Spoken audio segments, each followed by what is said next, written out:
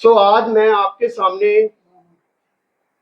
हमारे campus director और former vice chairman AICT doctor MP Poonia ji का हार्दिक स्वागत करता हूं कि वो इस प्रेस कॉन्फ्रेंस में पहुंचे और आपको ये सारी की सारी प्रेस कॉन्फ्रेंस संबोधित करेंगे। हमारे doctor Poonia ji is a wisely academician and respectable administrator in the field of engineering, and in AICT he have served more than 7 years. आज डॉक्टर एमपी पूनिया जी हमारे जो इनका एक सपना है कि कैसे हमारे यूथ को कैसे एक अफोर्डेबल एजुकेशन देके, अलाइंड एजुकेशन देके उनको सपोर्टिव किया जाए। इन्होंने एआईसीटी में रहते हुए भी 7 साल ऐसे बहुत से काम किए, एजुकेशन सेक्टर में बहुत से रिफॉर्म्स किए। इन्होंने पहले बीकानेर कॉलेज में इंजीनियरिंग कॉलेज ऑफ इंजीनियरिंग में रहते हुए वहां पे उस कॉलेज को कहां से कहां तक लेके गए। ये सारे के सारे रिफॉर्म्स उन्होंने किए और इसी प्रचलन को आगे लेके चलते हुए डॉक्टर एमपी पूनिया जी के इस जो मोटिव है उसको लेके हुए आज भी हमने ये जो यहाँ पे 2 days कार्निवल रखा है। दिस इज आल्सो के बच्चों को, यूथ ऑफ सिरसा को हमने कैसे उनको काउंसिल किया जाए, कैसे उनको इंस्पायर किया जाए और कैसे हम उनको अफोर्डेबल एजुकेशन प्रोवाइड कर सकें। आज मैं आपके सामने निमंत्रण करता हूं कि डॉक्टर एमपी पूनिया जी को कि वो आपको इस चीज के बारे में डिटेल में बताएंगे। Doctor MP Poonia sir. धन्यवाद अमन और हमारे सभी भाई पत्रकार बंधुओं जो आज सिरसा में हम साथ इकट्ठे हुए हैं, मैं आपका तहे दिल से धन्यवाद करता हूं, बधाई देता हूं। और इतना जोश देख के मेरे को बड़ा अच्छा लग रहा है कि एजुकेशन के प्रति ये एरिया कितना जागरूक है, शिक्षा के प्रति कितना जागरूक है। शिक्षा बिना समाज नहीं है। समाज अपना तभी आगे बढ़ेगा जब शिक्षा होगी, और शिक्षा सिर्फ स्कूल की नहीं, स्कूल की शिक्षा से अपना काम नहीं चलेगा, अपना विकास नहीं हो सकता, क्योंकि स्कूल एजुकेशन में बच्चा छोटा होता है। उसका पूरी तरह से विकास तभी होगा जब वो करीब 18 साल के बाद जो एजुकेशन लेता है, जब उसकी सोचने की क्षमताएं बढ़ जाती है, इवन उसके अंदर जो पोटेंशियल है, हर बच्चे के अंदर काम करने की कुछ अलग अलग क्षमताएं हैं, भगवान ने सबको अलग अलग दिया है। आप जो साथी बैठे हुए आपका भी अलग अलग सबका पोटेंशियल है, मेरा अलग है, मेरे साथ जो आए हुए, भगवान की एक अलग क्रिएशन है। लेकिन उस पोटेंशियल को शिक्षक निकालता है। उस पोटेंशियल को तब निकलेगा जब वो शिक्षा के मंदिर में कहीं पे जाएगा। उस शिक्षा के मंदिर के अंदर जो एक स्वरूप जीवन का उसका होना चाहिए, उसको ये क्लियर होना चाहिए कि मैंने ये जन्म क्यों लिया है, मैं धरती पे क्यों आया हूं, मेरी परिवार के प्रति, मेरे समाज के प्रति, मेरे गांव के प्रति, मेरे स्टेट के प्रति, मेरी देश के प्रति, और देश ही नहीं, आज तो दुनिया गांव की तरह से है, मेरी दुनिया में क्या भूमिका हो सकती है, मैं यहाँ पे क्यों हूं। ये प्रश्न जब तक बच्चे के दिमाग में नहीं आएगा वो विकसित नहीं होगा। और इस प्रश्न का जवाब भी शायद शिक्षक ही देगा कि बच्चा आपकी उपयोगिता क्या है। आज देश के अंदर, और पहले तो अमन मेरा जो परिचय दे रहे थे, मेरी यही जन्मभूमि है, मेरी यही जन्मभूमि है, और मैं चाहता हूँ मेरी कर्मभूमि बने। श्री गंगानगर जो है, श्री गंगानगर के पास में मेरा छोटा सा गांव है, सियागों की डाणी है, वहां मेरा जन्म हुआ। फिर मेरी गांव में शिक्षा होने के बाद मैं जयपुर चला गया। जयपुर में मैंने 11 तक शिक्षा ली, और मेरा टारगेट ये था कि देश की टॉप मोस्ट इंस्टीट्यूशन हो, उसके अंदर मेरा एडमिशन हो, आईआईटीज में एडमिशन हो। लेकिन मेरा नहीं हो पाया। मैं छोटे गांव से था, बड़े शहर में चला गया, शायद मन नहीं लगा, बच्चे दोस्त भी नहीं बन पाए। स्कूल में सबसे बड़ी ये होती है कि आपका कुछ दोस्ताना भी हो, वो नहीं हो पाया, और मेरा आईआईटी में एडमिशन नहीं हो पाया। लेकिन मैंने छोड़ा नहीं इसको। मेरा पॉलिटेक्निक बीकानेर में एडमिशन हुआ, जो 3 साल का डिप्लोमा का कोर्स होता है, वो मैंने किया। लेकिन फिर भी मेरा ये था कि मेरे को इंजीनियर बनना है। करते करते, प्रयास करते करते मेरा जोधपुर इंजीनियरिंग कॉलेज में एडमिशन हो गया। वहां पे फिर मैंने 3 साल की और पढ़ाई की। वहां जाने के बाद भी मेरे मन में था कि मेरे को आईआईटी में जाना है, देश की टॉप मोस्ट इंस्टीट्यूशन है, उसके अंदर जाके पढ़ना है। प्रयास करते करते मेरा आईआईटी दिल्ली के अंदर मास्टर्स में एडमिशन हो गया। आईआईटी दिल्ली हमारे देश का सर्वोच्च संस्थान है तकनीकी शिक्षा के अंदर। आईआईटी दिल्ली से मैंने मास्टर्स किया। लेकिन फिर भी मेरे को लगा कि मैं गांव का हूं, शायद मेरी इंग्लिश भाषा पे इतना बड़ा कमांड नहीं है, हर टाइम मेरे को इन्फिनिटी महसूस होगी। जैसे ही मन बोलने लगा, साथियों की आवाज आई ना कि इंग्लिश नहीं है ना, पर दुनिया आजकल वो इंग्लिश भाषी है। आज अपने विचार रखने अगर दूसरे देशों में कहीं जाने जाते हैं, पहुंचते हैं, तो उसके बिना काम नहीं चलता। तो मेरे दिमाग में ये था कि यार मैं गांव का हूं, मैं साधारण परिवार का हूं, किसान परिवार का हूं, तो मेरे अंदर कुछ अलग से विलक्षण अगर प्रतिभा जग के आती है, कुछ मैं कर पाता हूं। मैंने वहां पे आईआईटी दिल्ली में एमटेक के बाद पीएचडी में एडमिशन ले लिया। और पीएचडी मेरी हुई 7 साल के अंदर। पीएचडी साधारणतः 3 साल में हो जाती है, 2.5 में हो जाती है, 4 में हो जाती है। खैर मेरी टफ टाइम होता रहा। 7 साल में मेरी आईटी दिल्ली में मैकेनिकल इंजीनियरिंग में मैंने पीएचडी किया। और मैं राजस्थान के अंदर एनआईटी जयपुर है, नेशनल इंस्टीट्यूट ऑफ टेक्नोलॉजी से, अपने हरियाणा में कुरुक्षेत्र में एनआईटी है, ऐसा ही राजस्थान में जयपुर में है, पंजाब में जालंधर में है। ऐसे हर स्टेट में एक एक एनआईटी है, नेशनल इंस्टीट्यूट है जो भारत सरकार चलाती है। मैं सबसे कम उम्र का प्रोफेसर वहां पे बन गया आईटी एनआईटी जयपुर के अंदर आके। तो मेरे लिए बड़ा एक था कि मैंने कुछ जगह हासिल की, मैंने कोई रास्ता अचीव किया। वहां रहते रहते मेरे को बीकानेर गवर्नमेंट इंजीनियरिंग कॉलेज का प्रिंसिपल बनने का मौका मिला। 6 साल मैंने वहां पे काम किया। वहां पे भी मेरे पास करीब गांव के 6000 बच्चे थे। वहां से फिर मैं जयपुर वापस आ गया एनआईटी में। चंडीगढ़ जाने का मौका मिला। चंडीगढ़ एक भारत सरकार का संस्थान जो टेक्निकल टीचर्स को ट्रेनिंग देता है, मैं उसका डायरेक्टर बना। और वो करते करते फाइनली मेरा दिल्ली के अंदर जो पूरे देश की तकनीकी शिक्षा रेगुलेट होती है एआईसीटी में, उसका वाइस चेयरमैन बना। और वाइस चेयरमैन रहते हुए 6 साल जो भी अमन कह रहे हैं कि काम किए। लेकिन मेरी इच्छा, मेरा दिल गांव में ही है कि मेरे गांव के बच्चे को जिस रास्ते से मैं कठिनाई से चला, क्या मैं उस रास्ते पे एक आराम से उस बच्चे को ले जा सकता हूं, क्या ये मेरी दिली इच्छा है। और ये सोचते हुए धालीवाल साहब जो बठिंडा के अंदर बाबा फरीद ग्रुप ऑफ इंस्टीट्यूशन है, मेरा पुराना उनसे जुड़ाव था। मैंने कहा धालीवाल साहब मेरे को आपसे मिलकर काम करना है। और हमने शुरुआत की है। बठिंडा अपने नजदीक है, सबसे नजदीक अपने लिए जो है, विशेष रूप से अपनी बच्चियों के लिए। मैं ये कह रहा हूं कि जो आज के दिन 100 बच्चे अगर 12वीं की परीक्षा पास करते हैं अपने देश में, 100 बच्चे अगर 12वीं करते हैं, चाहे वो साइंस, कॉमर्स, आर्ट जो भी सब्जेक्ट लें, 100 में से 27 बच्चे ही ऐसे होते हैं जिनको कॉलेज में जाने का मौका मिलता है। 73 का तो अपने को पता ही नहीं है वो कहां चले गए हैं। अमेरिका जैसा राष्ट्र है, वहां पे अगर 100 बच्चे 12वीं करते हैं तो 87 बच्चों को हायर एजुकेशन में जाने का मौका मिलता है। हायर एजुकेशन मैं ये कह रहा हूं जहां पे बच्चे में समझ आती है, बच्चा जो है अपना रास्ता तय करना सीखता है। इंग्लैंड जैसे देश हैं, वो भी विकसित है, उनके 70 बच्चों को मौका मिलता है। जापान में 70 बच्चों को मौका मिलता है। मलेशिया में 60 को मिलता है। अपना नेबर चाइना जिसको कहते हैं अपन, असी आगे बढ़ांगे, चाइना तो आगे बढ़ना है। चाइना में 55 बच्चों को मौका मिलता है जो 100 बच्चे 12वीं करते हैं, अपने 27 को ही मिल रहा है। और 27 तो पूरे देश का एवरेज है, जिसमें साउथ वगैरह तो बहुत आगे है एजुकेशन में। आप सोचो अपना हरियाणा कहाँ है। मेरे को नहीं लगता 12-15 से ज्यादा 100 में से हमारे बच्चे जा पाते हैं। और 12-15 में से अगर लड़कियां देखो आप, ये तो टोटल है 12-15, तो लड़कियां देखो, लड़कियों की संख्या बहुत कम है। लड़की को एक तो दूर अपन एजुकेशन के लिए नहीं भेज सकते, सिक्योरिटी के भी इश्यूज होते हैं, अपने इतना अभी ग्रामीण परिवेश में इतना माहौल भी नहीं है। तो मेरा आज आने का उद्देश्य ये है कि बठिंडा में जो institution Baba Farid group of institution जो बनाई हुई है, जिसके गुरमीत सिंह धालीवाल साहब चेयरमैन है, उनके पास आज भी मकान नहीं है, किराए के मकान में रहते हैं। वो ऐसा संस्थान है जो एक तरह से ये मानो कि हजारों बच्चों को तो फ्री एजुकेशन दे रहा है। हमारे पास 1500 एससी के बच्चे, एससी समाज के बच्चे हैं, जिसमें 750 लड़कियां हैं जो वहां पे शिक्षा ले रही है। और कोई ऐसे कोर्स का नाम लो आप, मेडिकल एमबीबीएस के अलावा कोई कोर्स का नाम लो, वो हमारे पास कोर्स है। न हमारा बच्चा जो निकल रहा है उसको डिसिप्लिन की प्रॉब्लम है, न वहां पे किसी तरह की जो एक लत लग जाती है बच्चों को, या खराब दिशा में चल जाता है। वो हमारे वहां पे ऐसा माहौल है, एक मंदिर शिक्षा का इस तरह से बना हुआ है, जिसके अंदर कोई चांस नहीं है। अब जॉब की भी दिक्कत नहीं आ रही है बच्चों को।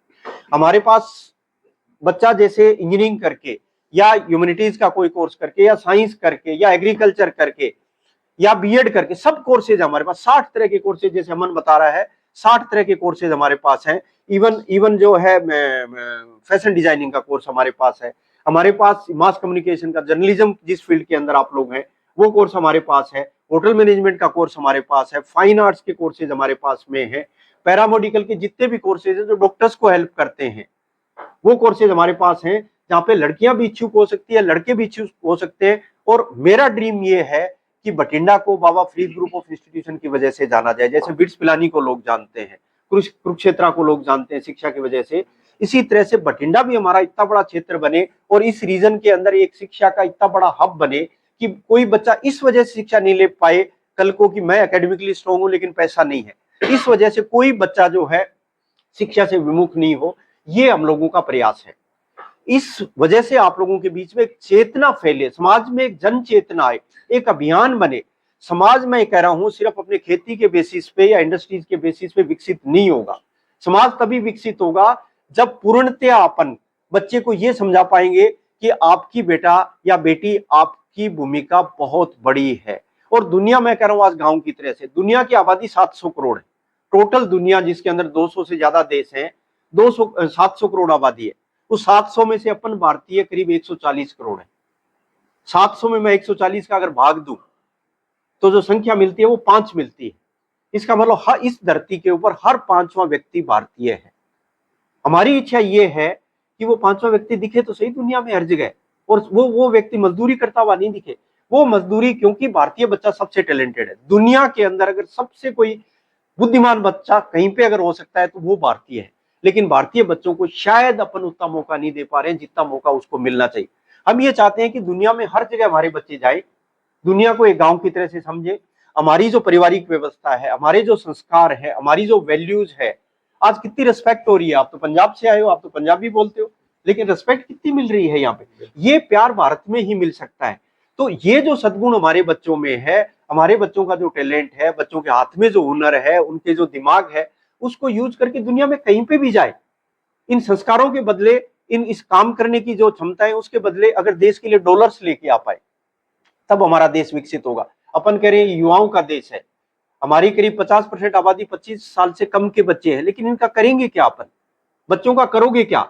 अगर बच्चों को सही दिशा नहीं दी तो हो सकता है ये लाइबिलिटी भी बन जाए अपने लिए, बच्चों को संभालना भी मुश्किल हो जाएगा। बच्चे विकसित होके और दुनिया के अंदर जाके अपने आप को प्रूव करके धन देश के अंदर ला पाए, तब ये समाज विकसित होगा, तब हमारी एजुकेशन भी अच्छी होगी, तब हमारी मेडिकल फैसिलिटीज भी अच्छी होगी, तब हमारी एग्रीकल्चर भी अच्छी होगी। 70% पॉपुलेशन तो आज हमारी गांव में है, जो सिर्फ जीडीपी में देश में 12% कंट्रीब्यूट कर रही है धन धान्य में। अमेरिका में 1% किसान है, 4% वो जीडीपी बढ़ाते हैं। तो इस शिक्षा के माध्यम से हम जागरूकता और कैसे समाज को आगे बढ़ा सकते हैं, ये हमारा इनफैक्ट उद्देश्य है। मैं आप लोगों को चाहूंगा कि ये जो मैं भावनाएं व्यक्त कर रहा हूं, आप लोग सबसे मजबूत कड़ी हैं समाज के अंदर। कोई भी किसी भी तरह की भावनाएं होती है, आप समाज के जो फारदेस्ट कॉर्नर है देश का उस तक लेके जाते हैं, गांव तक लेके जाते हैं। ये जो भावनाएं मैं व्यक्त कर रहा हूं, क्या मेरे देश के बच्चों के और इस एरिया के बच्चों की तरफ आप ये भावनाएं लेके जा सकते हैं? हरियाणा के काफी बच्चे हमारे पास में हैं, 800 प्लस बच्चे तो हमारे पास पढ़े। अभी फर्स्ट ईयर में हम 7000 बच्चों को एडमिशन देंगे। 7000 बच्चे तो सिर्फ फर्स्ट ईयर में आएंगे हमारे पास। सोचो कितना बड़ा कैंपस और कितना बड़ा ये शिक्षा का एक केंद्र बनता जा रहा है। तो मैं सभी भाइयों से पहले तो धन्यवाद देता हूं दिल से कि आप लोग आए, समय निकाला, और एक ये जो मुहिम चल रही है उस मुहिम के अंदर किस तरह से हमारी बात को उन बच्चों तक पहुंचा सकते हैं। इवन बच्चा पढ़ते पढ़ते, हमारे काफी बच्चे तो ऐसे हैं जो पढ़ते पढ़ते कमा रहे हैं, जिसके पास जो हुनर है। कोई बच्चा कह रहा है मैं इंग्लिश में बहुत अच्छा हूं, कम्युनिकेशन, तो बाकी बच्चों को सिखा दो। कोई बच्चा कह रहा है मेरे को कंप्यूटर की, आर्टिफिशियल इंटेलिजेंस में I am very good, programming is very good, तो दूसरे बच्चों को सिखाओ व्हील पे। हम 5000 रुपए से लेके 22,000 रुपए महीने तक बच्चों को भी देते हैं। काफी जो टैलेंटेड बच्चे हमारे असिस्टेंट टीचर बन जाते हैं। तो इस तरह की जो स्कीमें हमने शुरू की है उसका बच्चे फायदा उठा सकते हैं। सबसे बड़ा बच्चा हमारा काम कर पाएगा अगर उसके हाथ में कोई हुनर आ जाए एजुकेशन के साथ। सबसे ज्यादा जोर हम स्किलिंग पे दे रहे हैं। टीम के अंदर साथ में बच्चे कैसे काम कर सकते हैं, कैसे लर्निंग कर सकते हैं, संस्कारपूर्ण शिक्षा कैसे ले सकते हैं, उसके अंदर प्रयास करें। 500 के करीब फैकल्टी मेंबर्स हमारे पास है। 500 में से 300 फीमेल फैकल्टी मेंबर्स हैं। तो कोई लड़की को भी जाते हुए ये चिंता नहीं हो सकती कि यहाँ पे तो बहुतायत जो है मेल मेंबर्स की है, कोई भय का वातावरण हो सकता है, ऐसा नहीं। सो इस तरह के माहौल में मैं आप लोगों को आमंत्रित भी करता हूं कि आइए देखिए जो प्रयास कर रहे हैं। और इसके अंदर भारत सरकार हमें खूब मदद कर रही है। अभी 5 करोड़ रुपए दिए हैं नीति आयोग ने कि बच्चों के अंदर सिर्फ वैसा हुनर नहीं, उनके नए आइडियाज जो हैं, इनोवेशन के आइडियाज जो उनके हो सकते हैं, उनको प्रोडक्ट में कैसे बदल सकते हैं। हमारी ये भी मुहिम है कि हम सिर्फ फार्मर की इनकम डबल करने की बात नहीं करें, हम गांव की इनकम डबल कैसे कर सकते हैं। गांव की इनकम तभी डबल होगी जब बच्चा शिक्षित होकर, बच्चा अपने आप में स्किल लेके और कमाने योग्य होगा, तो अपने आप वो गांव की इनकम डबल करेगा। ये जो मुहिम हम लोगों ने चलाई हुई है उसके अंदर आप लोगों से मैं जुड़ने की प्रार्थना करता हूं और उम्मीद करता हूं कि हम जो बात कह रहे हैं ये सब लोगों के पास, एटलीस्ट गांव में जो बच्चे शिक्षा में जाने के लिए जो चिंतित है या उत्सुक हैं, उन तक हमारी बात पहुंचेगी। इन्हीं शब्दों के साथ सबको बहुत बहुत धन्यवाद। मेरा एक सवाल है सर, थोड़ी डिटेल पूरी कर लें सर। एक्चुअली जो हमारी मुहिम है इसी के तहत हमने यहाँ पे on the spot counselling and admission session रखे हैं डिफरेंट सिटीज में। वो सिरसा में भी है, गंगानगर में, बीकानेर में और अपना हनुमानगढ़ में। तो ये इसलिए है क्योंकि कई बार बच्चा होता है आसपास का, वो काउंसलिंग के लिए वहां नहीं जा पाता। तो हमने यहाँ पे जो हमारा एड्रेस है M craze career institute, 7 bank colony, Hisar road, Sirsa पे, जो इंस्टीट्यूट है वहाँ पे हमारी टीम सारे के सारे काउंसलर्स वहाँ रहेंगे कल और शनिवार और एतवार, that is 12th and 13th of July, सुबह 10 बजे से लेके शाम के 7 बजे तक। तो जो भी बच्चा आना चाहता है करियर गाइडेंस के लिए, काउंसलिंग के लिए, वो वहाँ पे आ सकता है। और यहाँ पे हम जो बच्चे आ रहे हैं उनके लिए काफी अट्रैक्टिव चीजें हमने दी हैं, जैसे कि हमारे सर का विजन है कि हम बच्चों को जितना बेनिफिट कर सके। हमारी सबसे एक बड़ी स्कॉलरशिप चल रही है सरदार कुलदीप सिंह गिल मेमोरियल स्कॉलरशिप, जिसके अंदर बच्चा जो भी पढ़ने वाले बच्चे हैं अगर वो वहाँ पे अपना अपने आप को नामांकन करेंगे, एनरोल करेंगे और उनका मेरिट के बेसिस पे, इंटरव्यू के बेसिस पे हमारी तरफ से अगर वो बच्चा लिस्ट होता है तो उसकी 100% एजुकेशन है जो बाबा फरीद ग्रुप ऑफ इंस्टीट्यूशन की तरफ से होगी, सारी की सारी एजुकेशन उसको स्कॉलरशिप के तौर पे दी जाएगी। सिमिलरली हमारी पॉलिसी है एक कि जिसके में BFGI सेट हमारा एक स्कॉलरशिप टेस्ट है, वो भी बच्चे यहाँ पे आके दे सकते हैं। वैसे हमारी स्कॉलरशिप टेस्ट की फीस होती है, लेकिन कल और इन 2 दिनों में कोई भी बच्चा अगर आके टेस्ट देगा तो उसकी कोई फीस नहीं है, पूरी की पूरी फीस वेव है और इसके अंदर भी बच्चा 100% स्कॉलरशिप ले सकता है। और तीसरी हमारी जो पॉलिसी इकोनॉमिकल वीकर सेक्शन के लिए, उसके तहत भी कई परिवार होते हैं, कई बच्चे होते हैं जिसको पढ़ने का तो बहुत क्रेज होता है लेकिन इकोनॉमिकली सपोर्ट नहीं होती। अगर वो भी इस कोटे में अप्लाई करते हैं तो उसको भी हम इकोनॉमिकल वीकर सेक्शन कोटा में हम उसकी प्रॉपर थोड़ी वेरिफिकेशन करेंगे, डॉक्यूमेंट्स देखेंगे और उसको स्कॉलरशिप देंगे। और चौथा जो हमारा एक है कि इन 2 दिनों में जो भी बच्चे हमारे पास रजिस्ट्रेशन करवाएंगे या एनरोल करने आएंगे तो उनमें हमारी एक प्रोसेसिंग फी होती है जो कि 100% फी वेवर रहेगा इन 2 दिनों के लिए। तो ये भी मैं एक मैसेज देना चाहता था कि जो बच्चे हैं जिनको अभी हमारे बठिंडा नहीं जा पाते, कई बार पेरेंट्स बिजी हैं, यहाँ पे जोना भी लग रहा था, काफी चीजें थी, तो बच्चे हमारे पास गांव के बच्चे हैं आसपास के, वो हमारे पास सिरसा में जो मैंने एड्रेस बताया दोबारा बता रहा हूँ, M craze institute 7 bank colony Hisar road Sirsa, वहां पे शनिवार और एतवार के दिन 12 और 13 तारीख को सुबह 10 बजे से लेकर 7 बजे तक यहाँ पे आके करियर गाइडेंस भी ले सकते हैं, अपना कोई भी डाउट है वो भी क्लियर कर सकते हैं और जो भी हमारी स्कॉलरशिप स्कीम्स हैं इन दिनों में जो हमने चलाई है इनका फायदा ले सकते हैं। और बाकी की बात और मैं हमारी जैसे सर ने बताया कि हमारी बसेस भी यहाँ तक आती है, कालांवाली तक हमारी बसेस आती हैं, चोरमार ये बड़ा गुड़ा तक हमारी बसेस भी आती हैं यहाँ पे। और अगर बच्चा ज्यादा होता है तो हमारी बस सिरसा तक भी आती है। हमारे पास हरियाणा से 800 से प्लस बच्चा है। मेरे को नहीं लग रहा कोई एरिया ऐसा होगा जहाँ से हमारा बच्चा नहीं है, चाहे वो सिरसा लगा लो, ये एलनाबाद, रनिया, हिसार, फतेहाबाद और आगे जाके सोनीपत, पलवल, ये सारे रीजन वहां तक हमारा बच्चा करनाल तक। सो इन्हीं अरोड़ा क्लासेस।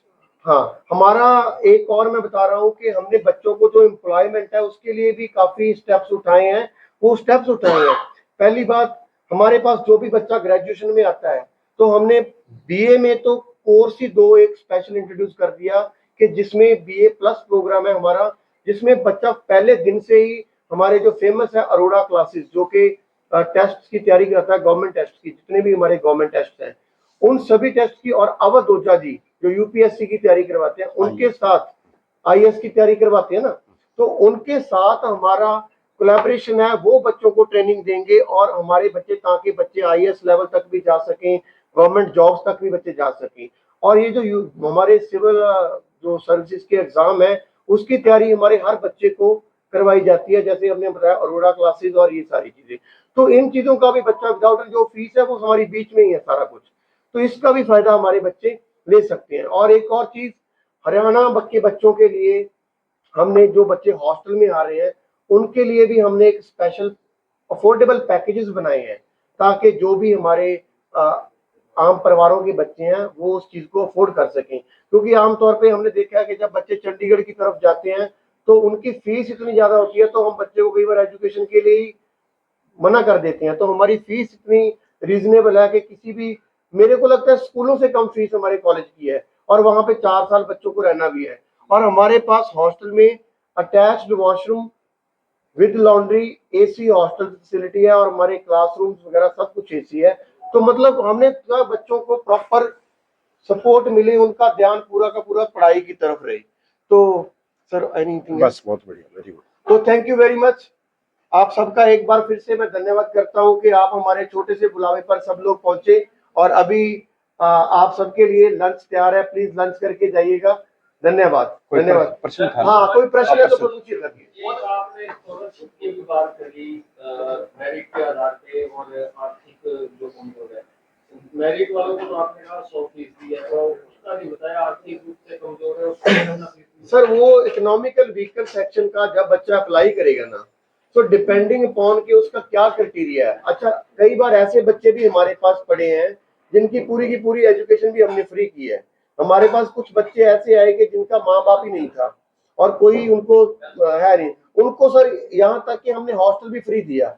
वो डिपेंड किया जाता है कि क्या सिनेरियो। हमारी टीम आती है, हमारे पास जो टीम है, हमारे पास वो रिटायर्ड बंदे हैं, वो उनको विजिट करते हैं, फैमिली को देखते हैं और उसी के अकॉर्डिंग वो प्रपोज करते हैं कि इस बच्चे को कहाँ तक स्कॉलरशिप दी जाए। इसमें मैं ऐड करूंगा, जो टेक्निकल प्रोग्राम है हमारे, विशेष रूप से जो कंप्यूटर की एजुकेशन है, इंजीनियरिंग की एजुकेशन है, उसमें 10% सीटें हमारे इकोनॉमिकली वीकर सेक्शन के लिए है।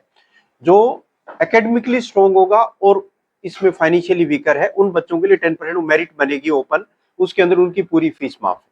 कुछ ट्यूशन फीस का छोटा मोटा ऐसा 5-7 हजार रुपए साल के, 10,000 रुपए ऐसे हैं, बाकी उनकी पूरी फीस माफ है। इकोनॉमिकली वीकर है बट मेरिट के अंदर वो आ रहा है, तो 10% सीटें उनके लिए अवेलेबल है।